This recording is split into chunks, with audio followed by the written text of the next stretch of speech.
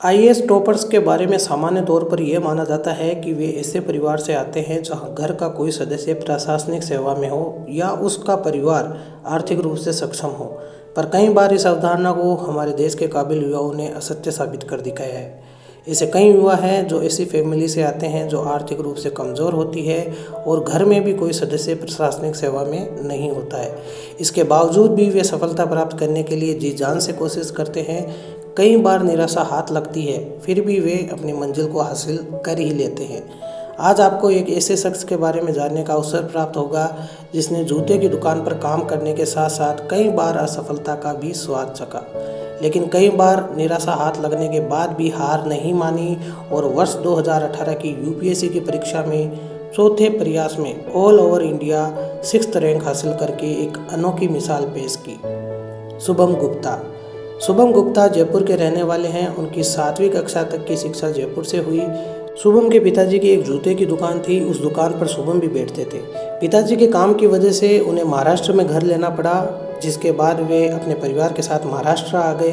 महाराष्ट्र में किसी भी विद्यालय में पढ़ने के लिए आपको मराठी आने चाहिए और शुभम को मराठी भाषा का ज्ञान नहीं था।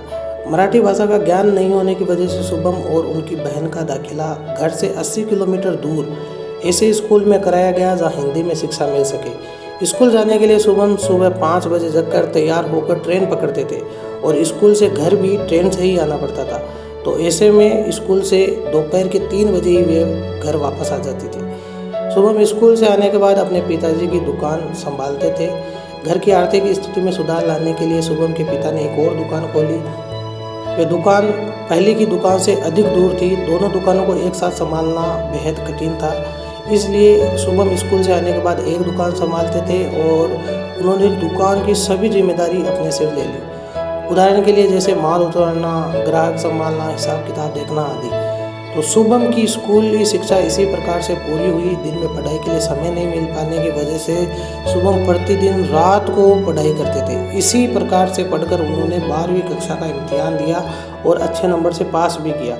शुभम का 12वीं में अच्छे नंबर की वजह से कॉलेज में नामांकन हो गया। शुभम ने अर्थशास्त्र से स्नातक की उपाधि हासिल की। उसके बाद उन्होंने दिल्ली स्कूल ऑफ इकोनॉमिक्स से मास्टर्स की उपाधि हासिल की। परंतु शुभम ने यूपीएससी की तैयारी ग्रेजुएशन से ही शुरू कर दी थी। कॉलेज की पढ़ाई पूरी होने के बाद शुभम ने वर्ष 2015 में यूपीएससी की परीक्षा दी, परंतु असफल रहे। शुभम को तैयारी पर विश्वास था, परंतु परिणाम नहीं आने से वे समझ गए कि ये सरल नहीं है। उसके बाद शुभम ने फिर से दुगनी मेहनत की और परीक्षा दी।